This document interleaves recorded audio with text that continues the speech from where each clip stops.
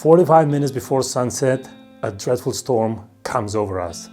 The sky goes completely black and the clouds are darker and there is fog and there is hail, it's cold, it's windy. We are in Norway, we are surrounded by snow and there is no chance for us to see the sunset and to photograph it. So the only photo I was able to take is this one over here. My question is, do I stop here or do I keep on going? I can't photograph the sunset, there is no chance for me to do that. But I can do only one thing. I can take this photo and Lightroom and 3 easy steps and turn it into a photo that looks like this. Step number 1 is to do a little bit of dodge and burning. And by that I mean that I will kind of alter the luminosity of different areas. So I have the photo over here, and the thing that I'm going to do is first of all introduce a little bit of more light on the entire photo. So I will grab the exposure and crank it up just a little bit. In fact, 1.27 if you want to be that accurate. Now I'm going to take a gradient filter.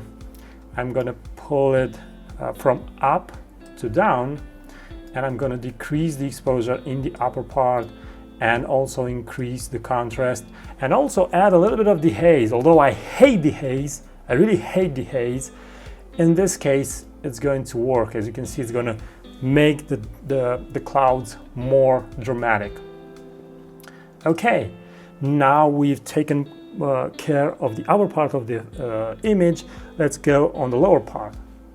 Again, I'm using an ND gradient filter, and now I'm dragging from up to down, and again I'm increasing exposure just a tiny bit. I don't want to get this lower part too bright. I need to have a little bit of difference between these two areas. And now I'm grabbing a radial filter, increase the exposure a little bit, and add just a tiny bit of more details on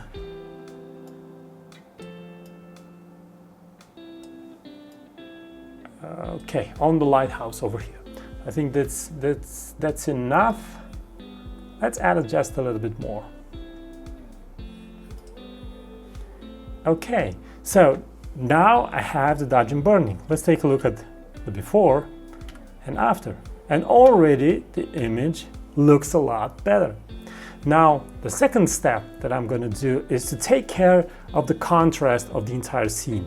Now, you can do this simply by using curves, or you can do this using the highlights, the whites, the blacks, and the shadows, and to create something that you really like, and not because when you use curves, you don't have that much control. But when you use curves plus those other 4 sliders, then you have a lot more control. Now, what I'm going to do is push the whites up just a little bit, and the highlights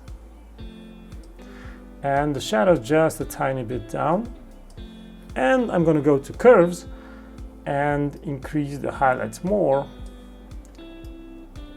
and decrease the area of the shadows, kind of like close to mid-tones, something like that. So again, let's take a look before and after. But still the photo doesn't look as the photo that I showed you.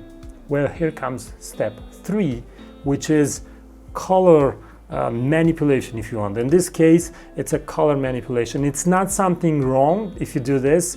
All Instagrammers use this when they shift the entire color of the color space of a photo and have that teal and orange look, or have all the Instagram looks. Now, it's not something bad, but if someone asks me, I will say yes. This is not how it was. So you need to be fair with the viewer. Now, what I'm going to do in this area over here, I know for sure that in this area, it's where the light shines.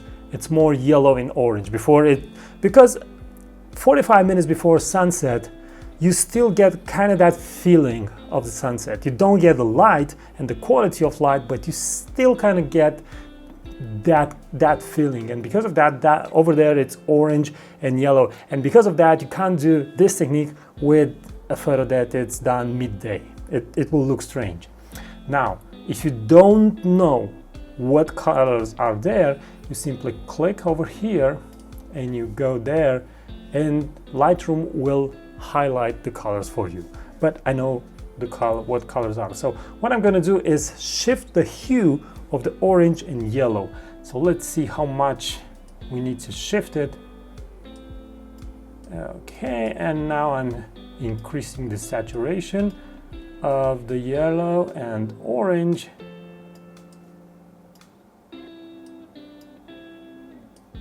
Okay, let's increase the saturation of the entire photo. Now, the thing that I'm noticing right now, because I increased the saturation so much, the red channel has moved a lot more towards the highlights that I would want. So let's reset the highlights and bring them down a little bit. I think this is it. This is the final image. Let's take a look. Before and after. Before and after. That was it for today. I hope you like it. I hope you found it useful. Leave a comment if you have something to say. And until next time, bye-bye.